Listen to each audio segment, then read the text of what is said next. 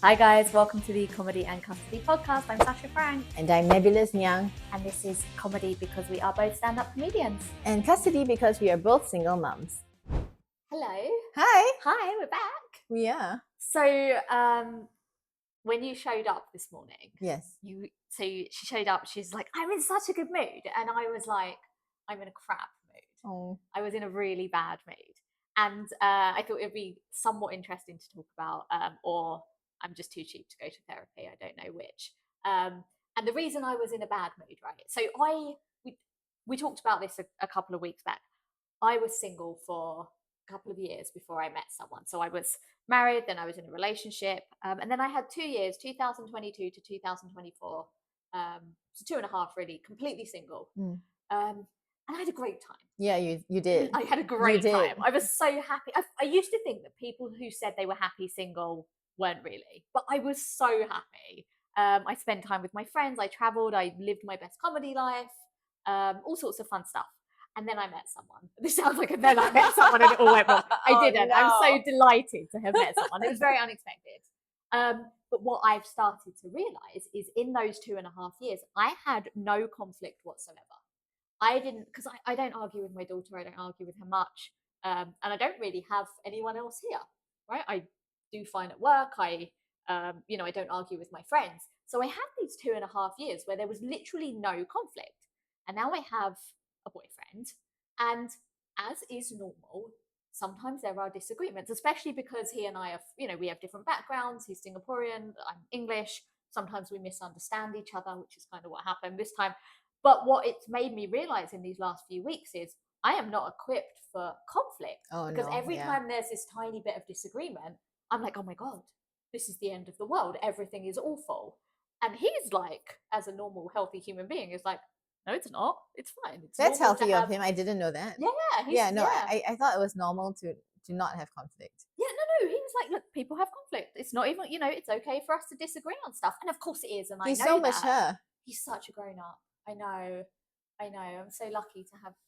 I am lucky to have him. I'm probably getting this all wrong, and he's at home writing a breakup text right now. He's done breakup with me. But when I reflect on it, I'm like, okay, why am I so shaken? Which is why I was in a shit mood this morning because we'd had a tiny disagreement last night, and I was so upset. I was but like, well, this is didn't clearly seem tiny. To me, no, because the slightest disagreement, and I'm like, oh my God, not if he annoys me or whatever, I'm like, that's okay. But if I annoy someone, I'm like, oh my God, this must be the end of the world. And it made me realize, as I say, that being single and having no conflict has left me really ill-equipped to be I shouldn't say a healthy adult. That sounds terrible. But it's interesting. Anyway, I think it's interesting to get back into a world where you have to put up with somebody else and they have to put up for with the greater you good. For the greater good. And I wondered with that, because we talk all that, I tell her everything, so we talk all the time about this stuff. And I'm always fascinated that our conflicts or arguments in relationships are not that different, even though I date men and you date women. Yeah. Well, you would be surprised because you would think that with two women in a relationship, there would be like, mind-blowing levels of like connection and like empathy. And like the problem is I'm not a woman. That is true. Yeah. So you thought you were getting a lesbian, but you're actually getting like a trans man or something. Oh yeah, because I am a man. I really, really am. Okay. And I think I am extraordinarily insensitive. Okay, you really are a man. But at the very least, I have self-awareness. Like my only saving grace, I know it. Okay, is that right? You know it's what's like happening. I know, and I very freely admit it. Okay. Because I'm all about transparency. I already told you I'm a man. Yes. But people never believe me. They never believe me. I told Sasha I was a man, and she's like, okay, sure, whatever, right? Just want to say, like, completely respect Joyce, however she identifies. I wasn't like, I'm a man, and I'm like, no, you're not. It's just a phase. Not what she means. Not what you mean. But okay, so you end up giving me really valuable insight. I think it's easy to like give like intellectually what you should be saying, and then like when it comes to you, you're like no, right? It's like why should I have to read someone's mind. Do you feel like you want people to read your mind? Yes, I do. Yes, I do. But how? I am but a human being. I think because I'm gonna say women, meaning You women, all, us all, you we're people, quite intuitive. So I do think, certainly for me, but there's not an element. spiritual. Not spiritual. God no. What a load of old nonsense. No, but intuitive in terms of like, I think as a woman, you're somewhat conditioned to people please, dare I say, and to be maybe one step ahead of what someone else needs. I think maybe that comes along with the whole expectation of being maternal, etc. Again, it could be cultural differences, whatever, but that's how I think I'm a bit conditioned to be. So I'm very aware of how I act impacting someone else's feelings. Yeah. Very, very aware. And I find that not everybody is like that. And when I look back at past relationships, I think the pattern is probably that a lot of men are less like that. And if you're a man and you're not like that, amazing. And if you are the man I'm dating and you're listening to this, you are fantastic nonetheless. But that is the difference, I think, somewhat. Yeah, and I mean, I feel like it's cultural too. Mm, Because I'm Chinese and mm, you're British, which yes. might only be marginally better. I mean, we are conditioned to only have emotions when there's football on. I think that's it. You can have emotions during the World Cup. We had emotions when the Queen died. Otherwise, you have to write to the government for a letter. Well, Chinese people only have emotions when it comes to money. Okay. Right? So Yeah. I feel you. Like, I get it. I only get angry when someone has cheated me of my money. Oh, really? Yeah. Oh, that's interesting. Like, or they don't even have to cheat me of it. I just have to imagine that they're cheating me of it. Okay, that's fascinating. Yeah, that will be the only time. The other time that I get angry Mm. is not as a Chinese person with money, but as like, I'm not just a man or a lesbian, but I'm also a robot. You are a robot. I'm a sentient robot. So houseplant. I get, a sentient houseplant. And I get upset not at humans, but at other robots. Like when the camera is not working, I get really angry at the camera. So the technology pisses you off. It pisses me off because I am technology. They are the same. They so are if you can function well, why can't it function exactly. well? I'm doing my part, camera. Well, this is how I feel with men. I'm like, if I can be a caring human being, why can't you? Again, not caveating that my boyfriend is absolutely wonderful, but this is there was a very old book in the 80s, maybe even 70s, I think. Men are from Mars and women are from Venus. Right. Now, clearly, you are from Mars. Yes. And I never understood why it was called that, and I've never read the book, but the title itself just lends itself to what I know. Yeah. About life. And this is not to be disparaging to men at all. It's just, if anything, just interesting to me that people are wired so differently. And see, that's how I feel during an argument. I'm like, this is just so interesting. It's so interesting to me these days.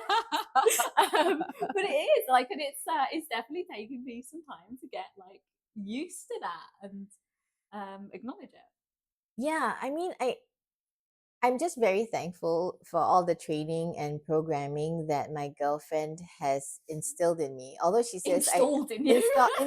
instilled, and programmed. Okay. Although she doesn't like it when I put it that way. So that part of the programming hasn't caught up. Okay. But I'm just grateful because all I am today is because of her. Oh. I have to compliment women, not falsely, but No. the first step, see woman, then scan, like zzz, Yep. oh, pretty. Okay, if pretty, say pretty. We should put this out as an instructional video. This is fantastic. Okay. Yeah, I mean, I appreciate instruction. I feel like that's what a lot of people want in a relationship. Instructions. Yeah. I right? think so. Do you give instructions well, Sasha? Are you a good manager? Am I? Oh, I don't know that I am. I don't know. Do I give instructions well? I do think I do have, not from a work perspective, but a relationship perspective. Sometimes I, as you said, expect someone to read my mind, which is completely unfair. And then I worry. I'm like, so, but you're quite open to getting instruction, because then I'm Yes. like, well, if I give instruction, if I say, if I put a nice dress on, I'd like you to tell me I look nice. That seems contrived. Well, okay, yeah, Yeah. it is. Yeah. Nonetheless, I'd like them to do it. That is right. yeah. You just want to hear it, right? You want to hear it. Yeah, and this is all. But is that completely unreasonable? That's the thing. Like, it's It's fascinating because some women are very demanding. Okay, there are women out there who are like, "This is what I want. This is how I expect to be treated. Um, I will settle for absolutely nothing else. I'm not going to compromise." And I'm sure there's men as well. There are people out there like that, and then there are people on the other side of it who are like, "Well, I have my needs, but don't worry about it. Don't want to No, I get it. I inconvenience you get with it. I them." get it. No, I get it. I feel like because when you're, making yourself pretty, it's Mm. not just for you. It's because you want to be pretty for the one The you other love, person, right? And yes, you're already anticipating that that's what they would want you to be. yes, So you've already done that work, and you're like, yes, why shouldn't the other person have to do that work? yes. Right? So that's when the anger and the resentment and the frustration and the divorce comes about. This is so insightful. Am I Absolutely. insightful This is robot? so, you're such a good robot. Well Oh, done. You don't even need an upgrade this evening. So that's what it is. It's so insightful. right. Yeah, and I think that is it because you do that thing for the other person, and and that goes for anything, right? This is not a relationship thing. Like anybody in your life, if you send someone a gift or you do really well at work, a lot of people would expect the appropriate amount of recognition, as we Mm. talked about in the last podcast, for that. But actually, that's not how the world works, right? No, it You treat isn't. It people how you isn't. want to treat them, not necessarily expect them to treat you, not Yeah, to no, treat you, but to actually, respond in the same way. well, I feel like the way the world works is you can treat people how you would want to be treated. But then when you realize that they're on a different level altogether, just Yes, respond on that level. Because yes. I felt kind of the same way. Because you're talking about the difference between men and women, right? Men and women. And when Did you just do I this? know I was like wrong. When I started dating like women, I felt like I was coming in at the level of a kindergartner, Okay, and I was trying to talk to people with PhDs. interesting. And I was just like, Oh, then I'm making them angry and upset and like everything. And it's like, how can you expect a toddler to understand what you're saying or to respond on the same level? honestly, this is a It's masterclass. I You should really start a should. course. There Yeah. needs to be a TED talk on this. I love this. Stop the podcast immediately. Put this content out there because this is like Google Translate between men and women. Oh yeah, I will do that. I'm like the lesbian whisperer. Yeah, the lesbian Yeah, whisperer. Yeah, I yeah. love that. I love it. Okay, that definitely has to be That's something the you've set name your of mind to. the module. Yes, the I lesbian have it whisperer. installed now. Okay, excellent. That's my purpose on earth. Is to just Yeah, share the as good word. as part of like the lesbian high council Oh, then and your the duty. robot council. This is how you service the wider community, also Yes, of heterosexuals, yes, by helping them bridge the gap. absolutely. Okay, it's moving. It's groundbreaking. But it's so useful. I'm so glad we talked about this. Can I tell you a second thing? Yes. Apart from like the mind reading, Mhm. I feel like another thing is compartmentalization or Mm. like dissociation. Okay, can you So, do it? oh, I'm a robot. Yeah, so you can, And right? my mom taught me to do this. This was like the biggest life skill my mom taught Mm. me. She was like, you have to learn how to compartmentalize. Just put everything in one box and shelve it. So at this point, my mom's shelves are collapsing from the sheer weight of the boxes. Yeah. And that's fine. But I'm just saying I can do it really well. And so my challenge has been how to like not do it. Right. Okay. Whereas I feel like for regular women, you have to learn how to do it. Exactly, which is why I nearly texted you last night to say I can't do the podcast today. I'm ever so sad, even though I had nothing, as it turns out, to even be worried about. But Like, get over it, Sasha. Put it in yeah, a box. yeah, but I would really have to force myself to do that and not to. I mean, look, I can be professional, of course, work, comedy, whatever else, and to some extent do that, but it's not something I feel like I'm efficient at. On that note, I feel like when people use the term like being professional, it's Mhm. kind of a very male or mass. It's a male I thing. know what you Because I mean. can do it. It is compartmentalization. It's like a It's like it is dissociation, and it's just not fair. Like then you cast it in the light of you got to be professional because things got to go on. The show's Exactly. got to go on. The presentation's got to go on. Be professional, Sasha. So this is so interesting. I'm really professional. Yeah, but it's very, very true because the expectation in the corporate world, probably in the comedy world, and the Yeah. world in general is chin up, get on with it. It was a very British thing as You well. should come to probably the Singaporean. spiritual world. Like everything gets cancelled for no reason. How would I come to the spiritual world? It sounds like Just I have to open your die. heart, Sasha. Oh, open your heart. Open my heart to the Yeah, spiritual world. yeah. Oh, I'm very busy. I don't think I would have time for that, to be honest. But just so you know, nobody talks about that kind of thing. Everyone's like, I can't do the reading today because like the energy's off and like the moon is full. Oh, it sounds very Gen Z, to Yeah. be honest. No, but Okay. the Gen Z is actually less masculine, less toxically masculine. And I think it's a good thing. I think it's but a there's good a lot thing. of annoying things too. So I have a really strong view on it, or maybe a conflicting view on it. I was in the corporate world in my teenage in my early 20s, as I still am, and we worked. I'm still in the corporate world, not still in my early 20s. And I worked every hour under the sun. Yeah. And the expectation was that you did that. And I'm not saying that's not the expectation of places now. Of course it is. But there's so much more recognition of the importance of mental health and work-life balance. And I know Gen Z really push that agenda. And part of me is like, oh my God, this is nonsense. And let's all work every hour under the sun like I did. Pay your dues. But in reality, I think this is so amazing. Yeah, that there is this generation that is out there going, no, I'm a full, well-rounded human being, and I have other things outside of work, and I have boundaries, and I would like those to be considered with me as a whole. And I think that is such an amazing, amazing thing.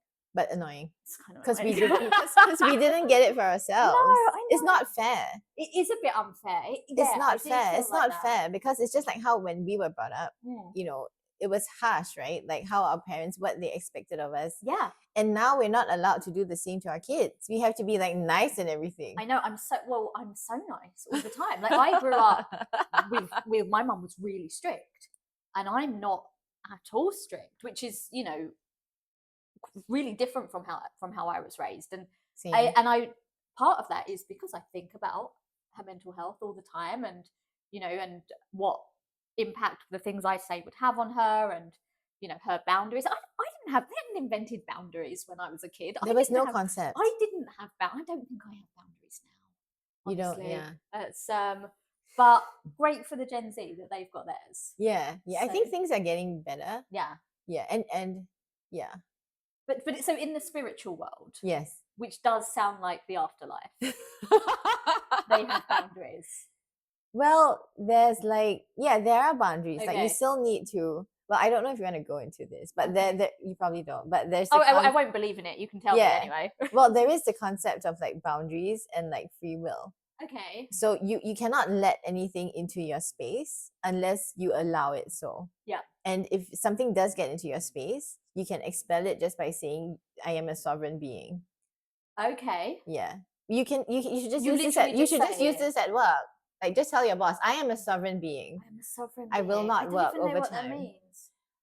Well, it's probably got to do with like imperialism, colonialism and all that good stuff. Yeah, I mean, in which case I the queen was the queen was sovereign, right? She was the queen. Was literally sovereign. But then she died, so maybe there's a vacancy, and now I'm sovereign. Is that what we're saying? I'm very confused. I think that was the last episode of The Crown. Was her handing over? Hand to you. Did you not watch it? I don't have to watch it. I lived it. I'm gonna be on there any minute. They're deciding who's gonna play me. I'm thinking Megan Fox, but Angelina Jolie just won't let it drop. No, why are you choosing like dark-haired women? Well, because I am naturally dark-haired, very dark. You're not my Swedish girl. I'm not at all. You're not my Swedish girl. Couldn't even find Sweden on a map. First of all. Definitely not a natural blonde. You're not. No, I've got really dark hair. Okay, maybe that's what's coming next after the curls. This is something which I, as a probably very sheltered Asian person, I can never tell when someone is like properly blonde or not. Oh, interesting. How do you tell? Teach me. Is it the eyebrows? Well, yeah, my eyebrows are dark. Are there like natural blondes with like dark eye? Do they all? So like if the eyebrows are blonde, so the hair has to be blonde. No. I would say if someone has, I feel like you're overestimating how much you know about eyebrows. Or about white people. But yeah, I mean, I think it would be more unusual to have dark hair and blonde eyebrows. But so what? So how do you tell? How do you tell? I don't know. you wait for them to not have been to the hairdresser for a while, and then the roots start coming through. Is that what they mean when they talk about the roots? Yeah, the roots. So like, you probably can't see it because mine's a mess. Sorry guys, this is probably terribly boring. We're getting No, into it's really not. It's not. No, stuff. this is really interesting to me because Okay. okay, if your hair is dark, right? Yeah. When you dye it blonde, Yeah. you have to what do you call it? Bleach it first. Yes. You have to. You do. Different levels of bleach depending or on what you're doing to it. So when I was really, really, really blonde, it was bleached. This is more just dye. Oh, Yeah, you've cleared up a lot of things for me. Wow, well, you cleared up a lot of things for me. I now understand men, and you now understand hair dye. Yeah, hair dye. So I'm glad it's been equally Can I ask one more question? Sure. It's not about eyebrows. Oh, thank God. But it's about arm hair. Okay. Arm hair. So it's probably a thing, but like I am obsessed with like arm hair. Okay. Because I do not have any. I do not have like any arm hair or any leg hair. Okay. And the concept of it was mind blowing. Like when I went to study in America, that was the first time I learned about arm hair. I'm talking about armpits or arms. No, arms, like actual arms. Forearms. Okay. Forearms, not forearms. So I remember the day. This was one of my lesbian awakenings. Okay. I was in this like class, and there was a senior. You know, seniors, they're always hot, right? Like hot seniors. Okay. There was this blonde girl. I'm sorry. There was a blonde girl, and the sun was coming into the window. Like it was art history class, and the sun was shining in through the window, and it hit her like her arm from her forearm, just so, and it just like lit up like a field of like golden wheat. Okay. And it was just like the angels came down. I feel like we're gonna have to put like a rating on this because it's getting a little bit pornographic. Carry on. It was like the angels started singing, and like it was like billowing, you know, because it's so dense. It's okay. Can I touch you? You can touch me. It was so dense. Like it was, you know, it was regular. It was homogeneous hair. It's not like, you know, Chinese men, they're not known for having homogeneous hair. It's always like, you know, it's like they have like one mole here, and it's like thick. Fair. I used to have a mole like that because I'm a man. I just removed it because I'm a woman. Okay. Fair. Okay. So I've never seen like beautiful fields, you know, like in Gladiator when the fields, but on her arm. Okay. I feel like if this woman heard this, she would be horrified. No, she would fall in love with me. She would be like, she would be at the. This is what they want. They want like adoration for who they are. Yeah, okay. For being, I didn't ask her to do anything. I was just worshipping her divine hairy arms. Yes. It was like, and it was like slow motion. It was like, you know, it was sparkling, and she was like the fields of heaven, but also like a bumblebee. Okay. It was so I feel like then I entered a new timeline. Okay. In which I would never be happy until I got to see it again. And I've been searching for that ever since. My life is never going to be complete until you see another. I've got to do more. Okay. I've got to like be like my eyes. The distance between that and my face needs to be like less than 5 mm. Okay, you'd like to be near the arms. I'm not volunteering as tribute because you don't have it. You know, I'm sorry to if be you so had disappointing. This would be like but you know, I guess it's nice because most women do not like that. No, absolutely, and it's interesting. See, now we're the same. We're the same. I'm not both a very pretty hairy person. Yeah. That's why we're not together. Sure, that's why we're not together. That's just that. Anyway, oh my God, we've gone way over time. Have we? Yeah, but it's been absolutely enlightening, and thank you for so much insight. I will be, first of all, if I grow arm hair, will be very happy. But also, the podcast will be triple the length. And lots of silence. It's, oh my God. Tune in for the arm hair podcast where Joyce just looks at ladies' arms for 20 minutes. It's like the new ASMR. Right. Anyway, Follicles and fun. Follicles and fun. Welcome to the Follicles and Fun podcast. It sounds good, right? It does sound good. A little bit late for us to have a rebrand, and I probably won't be on Follicles and Fun. But guys, this has been the Comedy and Custody podcast. I've been Sasha Brown. I've been Nebulous Niang. Have a great day, guys.